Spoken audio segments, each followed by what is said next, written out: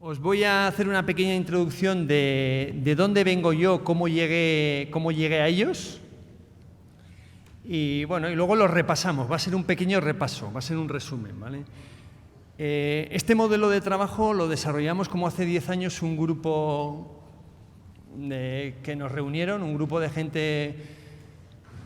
El único clínico era yo, había muchos expertos. A mí yo creo que me cogieron para probar, pero bueno, me apunté al carro y la verdad que me sirvió para aprender mucho.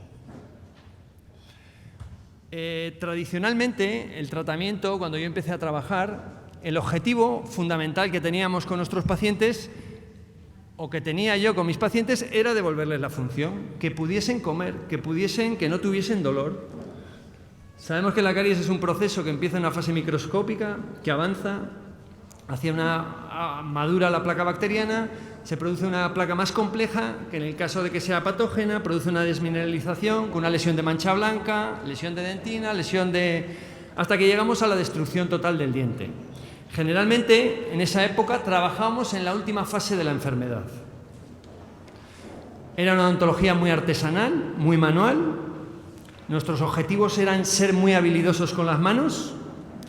Y aquí os pongo un ejemplo de lo que pasaba. Bueno, pues hacíamos una endodoncia, tratábamos de hacer buenos trabajos. Uno tiene que presentar buenos trabajos, no siempre hace estos trabajos, pero bueno.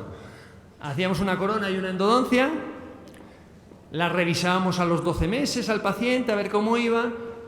Y en este caso, a este paciente, ahí va. Perdonad.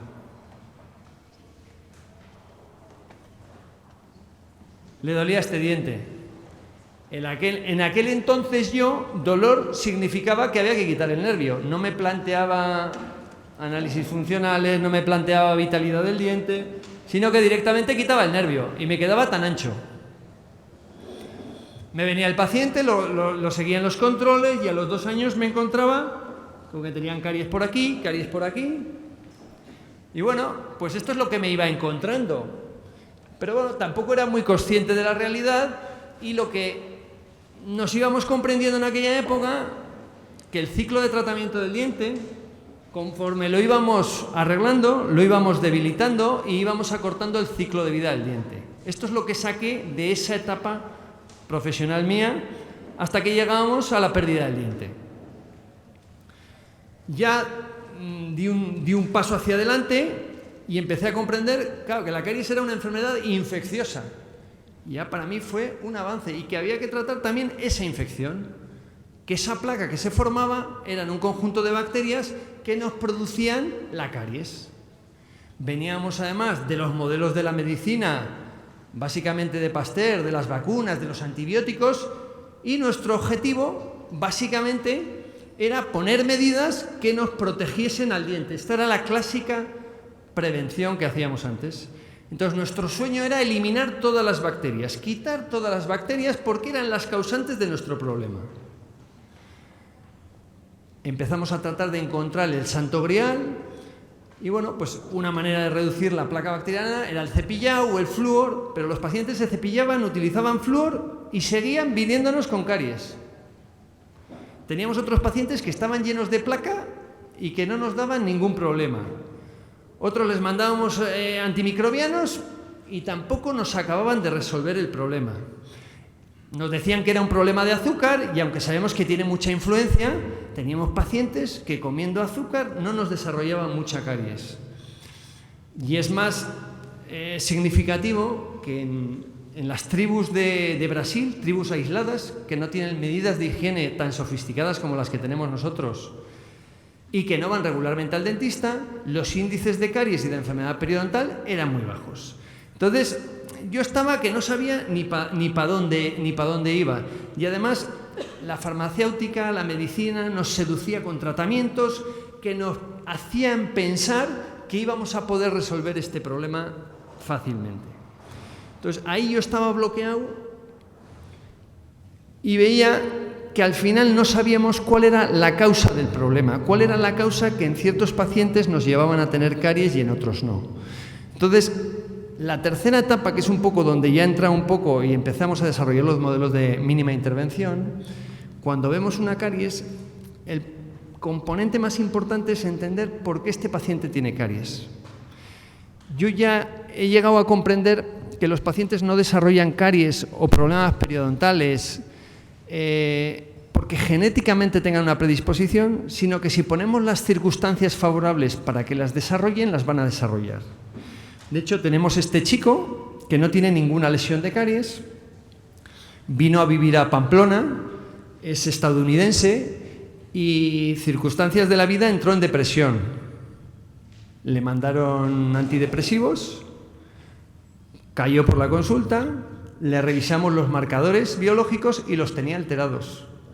Entonces, vamos a ir viendo que empezamos a tratar ya pacientes en preenfermedad y que el objetivo de la mínima intervención es empezar a comprender el por qué desarrollamos enfermedad y qué marcadores se nos alteran cuando tenemos enfermedad para ir corrigiéndolos.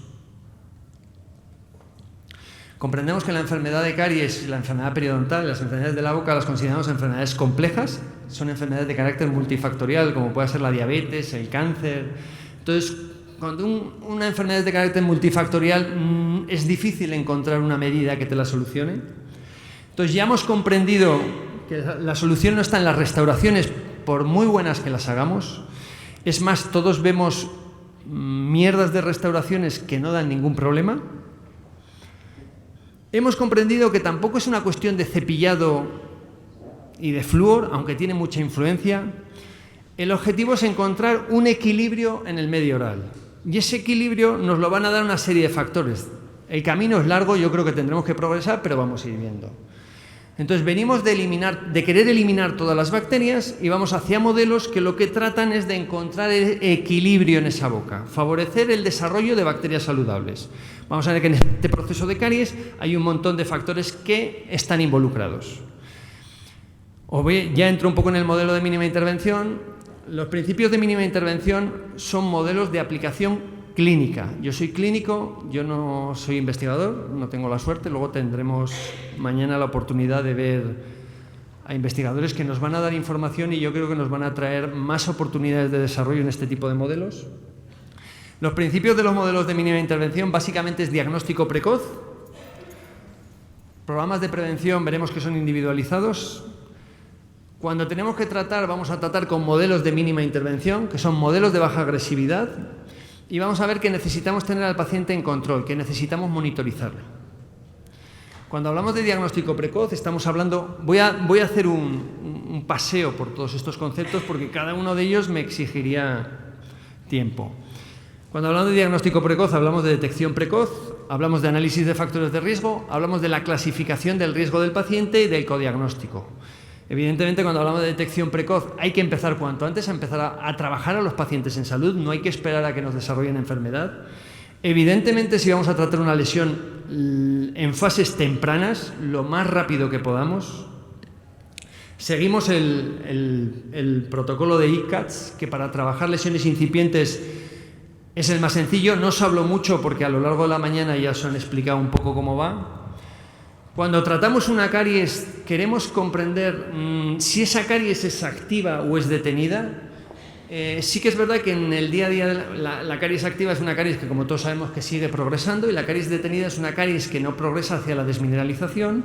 Y sí que es verdad que, aunque no tenemos signos que en la consulta nos den una fiabilidad de que haya una actividad o no haya actividad, nos apoyamos en los factores de riesgo del paciente, que son los que nos van a decir si ese paciente tiene la posibilidad de seguir produciendo desmineralización.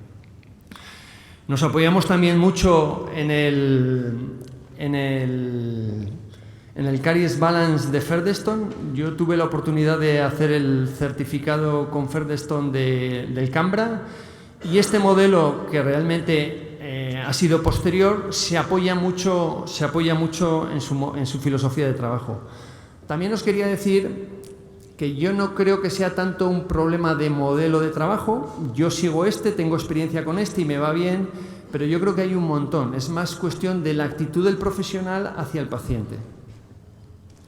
Cuando hacemos el análisis de factores de riesgo, lo que analizamos es bacterias, factores internos del individuo y factores externos.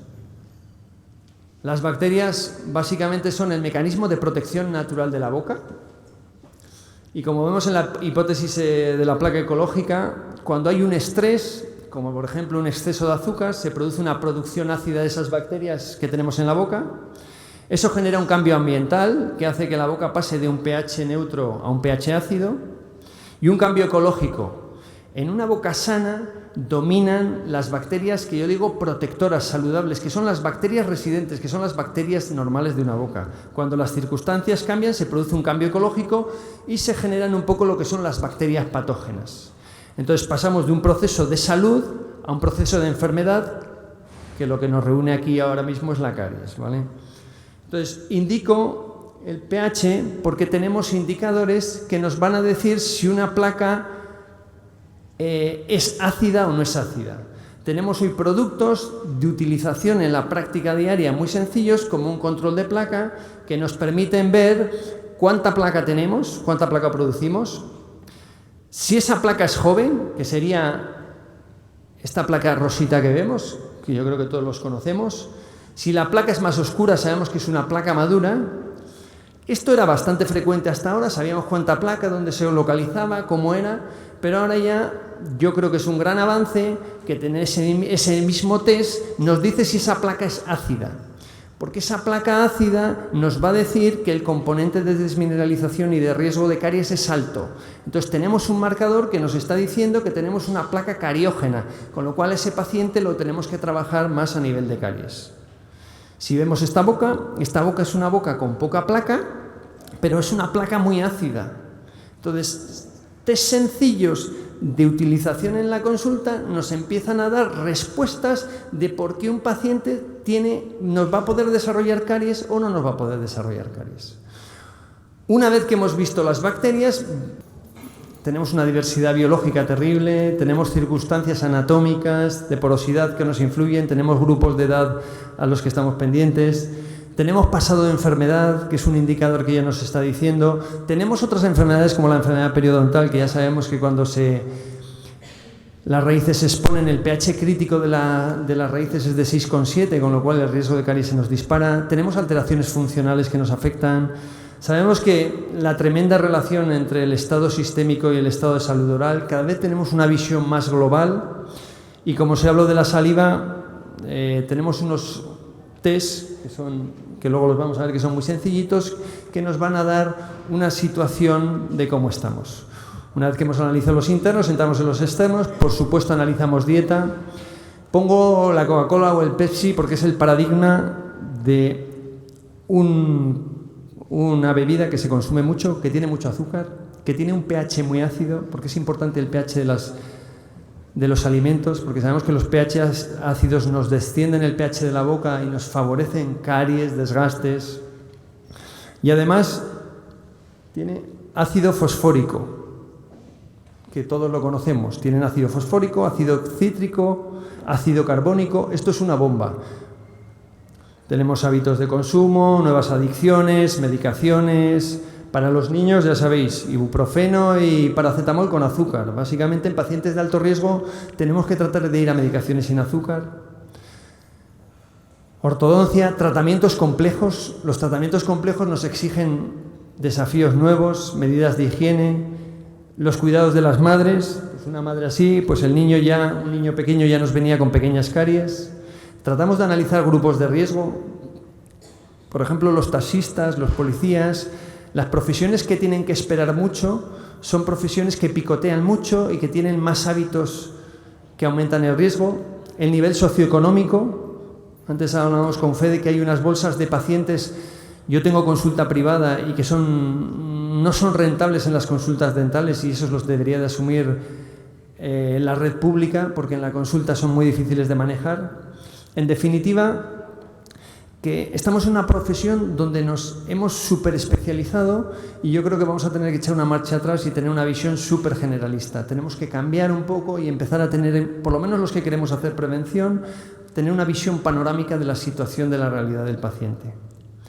Una vez que hemos hecho el análisis de factores de riesgo, lo que queremos saber es el pronóstico. Nosotros, cuando vamos al médico y tenemos un problema, queremos saber si tenemos un cáncer, ¿nos vamos a morir del cáncer o no nos vamos a morir? ¿De esto se me va a pasar rápido o no se me va a pasar rápido? Entonces tenemos que darle al paciente una predictibilidad y situarlo. Ese sistema que hemos hecho muy sencillito, lo que nos permite también es poder comunicarnos con el equipo y poder comunicarnos con el paciente, para que el paciente sepa realmente que es una persona de bajo riesgo y que las cosas las está haciendo bien, o es un paciente de alto riesgo que tiene que tomar más medidas de protección porque las que está tomando son insuficientes y la caries no es más que reflejo de un desequilibrio que se está produciendo en su vida. Para mí un paciente de bajo riesgo sería un paciente que no tiene ningún tipo de lesión y que no tiene factores de riesgo. Eso para mí sería un paciente de riesgo bajo. Un paciente de riesgo moderado sería un paciente que no tiene lesiones y que tiene factores de riesgo. Si vemos este paciente es un paciente que tiene todo tratamientos complejos. Sus marcadores de saliva, de placa, de higiene están bien, pero como tiene la boca tan tratada, para mí nunca podrá ser un paciente de bajo riesgo. Es un paciente muy motivado, que se cuida mucho, pero siempre tendrá un riesgo inherente a los tratamientos que tiene.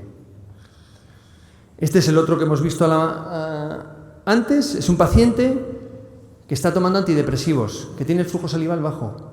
No tiene ninguna lesión, pero es un paciente que tenemos que controlar y que hay que hacerle ver su realidad. Y para mí los pacientes de alto riesgo es cualquier paciente que tenga una lesión. Una lesión es un proceso que me esté indicando que la actividad de caries no es en un diente, es en toda la boca. En esa superficie se ha producido una lesión, pero me está diciendo que tenemos lesiones. Y, por supuesto, identificar rápidamente a los pacientes de riesgo alto. Una vez que ya hemos comprendido los factores de riesgo, al paciente lo hemos situado, yo creo, por lo menos en consulta privada que tratamos de personalizar, yo me siento con los pacientes, en la primera cita lo que hacemos es recoger registros, fotografías, radiografías, exploración, marcadores, y ya nos sentamos y les explicamos su realidad. El paciente se tiene que dar cuenta y tiene que participar del tratamiento, porque es la única manera de individualizar y que la prevención funcione, porque yo les digo a los pacientes que los problemas no pasan en la consulta, pasan en su vida. Entonces ya entramos en lo que es la prevención, ¿vale? La nueva prevención, la nueva definición es el arte y la ciencia del manejo de los factores de riesgo de cada paciente individualmente para promocionar una óptima salud. Ya entendemos que la caries se presenta de diferentes maneras, que la caries está provocada por diferentes razones y lo que tenemos que sentarnos con el paciente, explicarle su realidad y pasar de ese menú para todos, venga, cepíllate, no comas chuches y usa flúor, que no nos ha funcionado, a personalizar en cada paciente qué tratamiento quiere hacer. Pero no solo personalizar diciéndole lo que tiene que hacer, sino que el paciente participe y nos diga qué quiere hacer por su boca.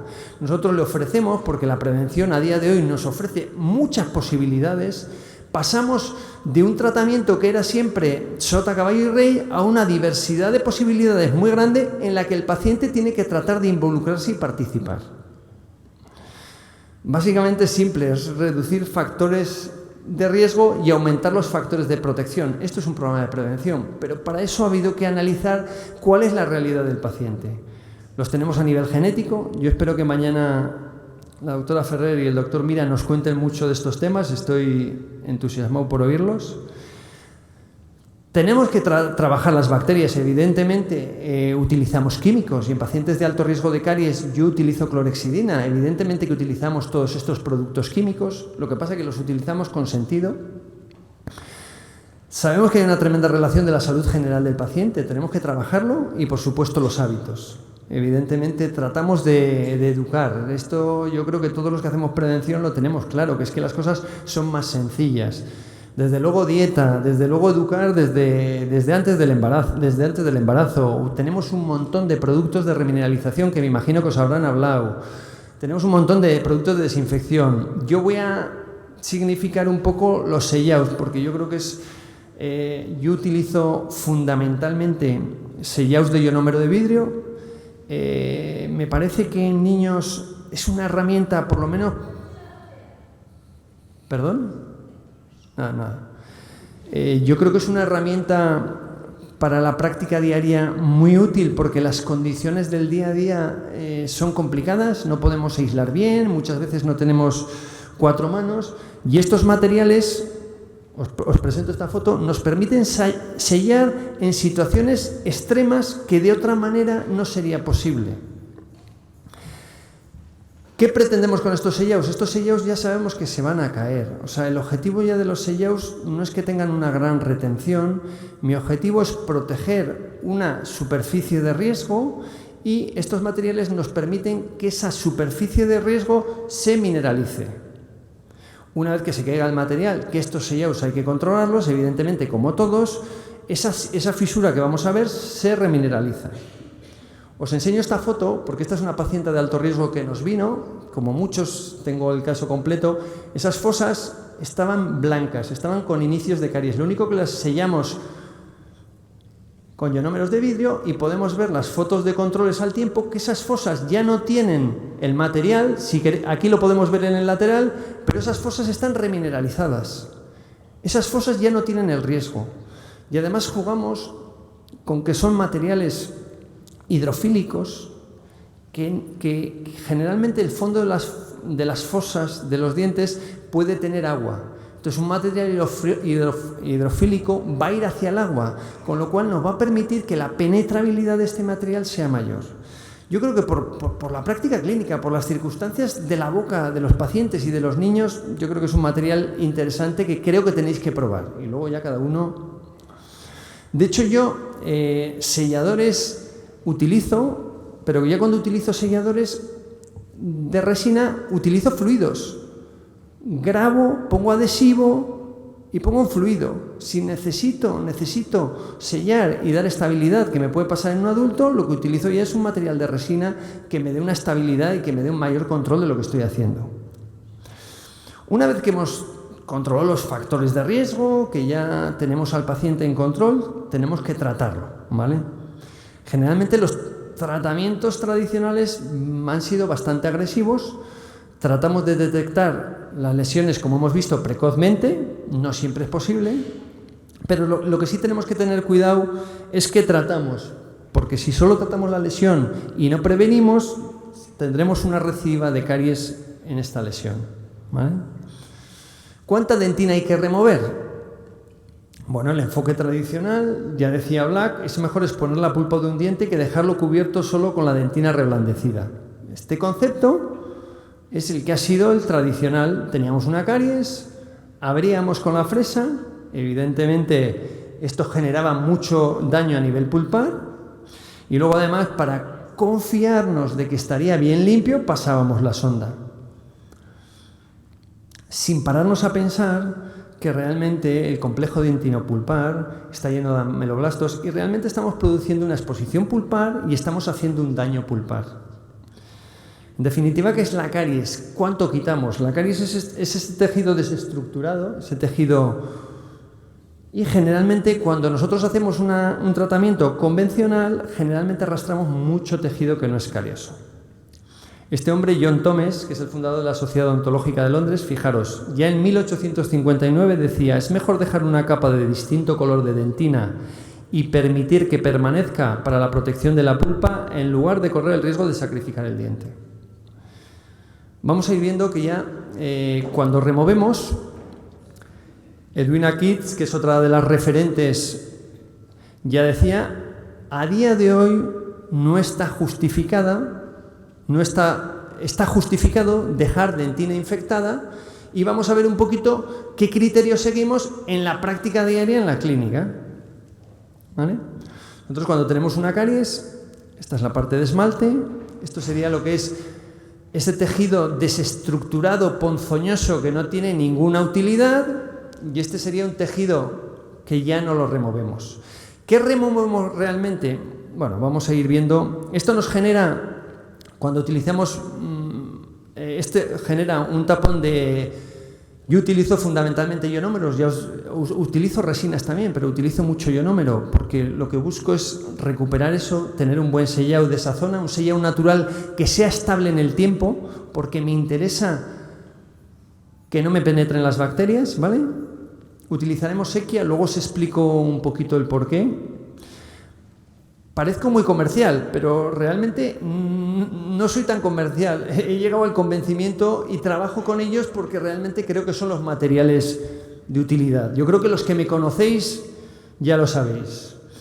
De hecho, ahora vamos a ver cuánto quitamos. Cochrane, hoy en día, la eliminación parcial de la caries se considera preferible para las lesiones profundas con el fin de reducir el riesgo de exposición pulpar. Cuando abrimos la caries,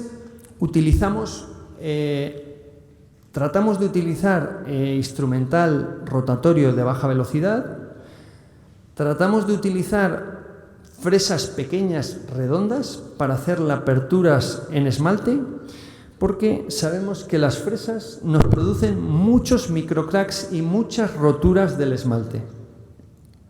Una vez que hemos hecho la apertura de esmalte, si la necesitamos, ¿vale?, con la fresa, todo lo que es remover la dentina lo hacemos manualmente. ¿Cuánto removemos? Pues removemos toda esa dentina que está suelta, que está ponzoñosa, que realmente no es útil. Y tratamos de dejar los márgenes superiores, que son los que van a estar en contacto con el material, bastante sellados. En el momento que ese material de dentina, yo para sacarlo tengo que rascar, eso es un material que lo consideramos dentina afectada y que es reversible.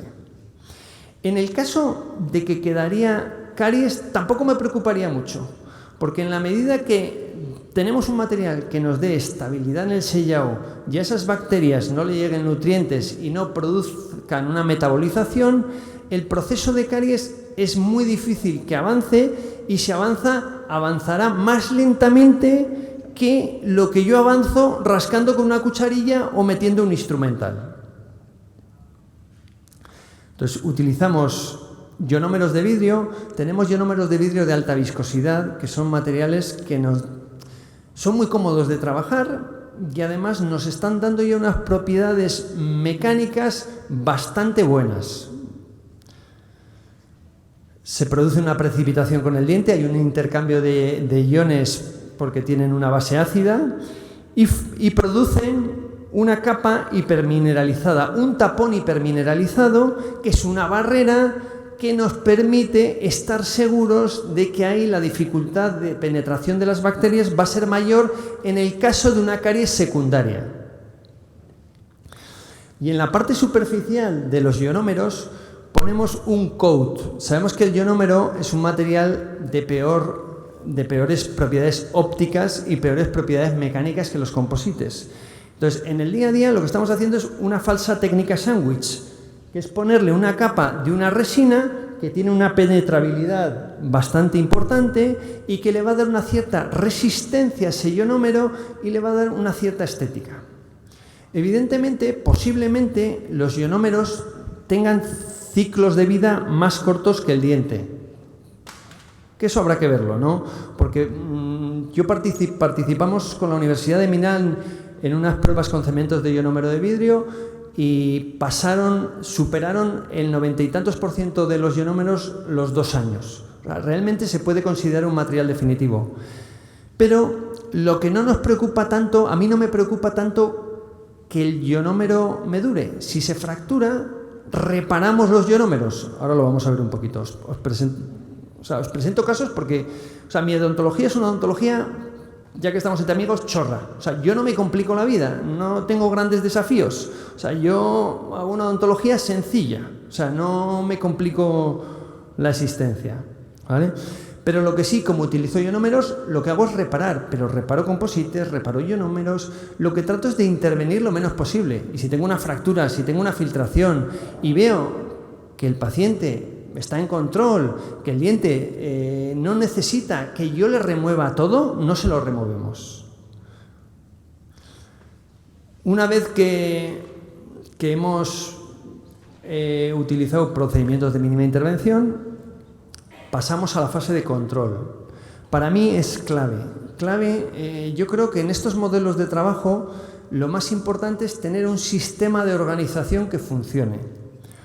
Estos sistemas funcionan si a los pacientes lo tenemos en control, los tenemos monitorizados y les damos seguimiento. ¿Por qué? Porque es imposible hacer un diagnóstico precoz si el paciente no viene a la consulta.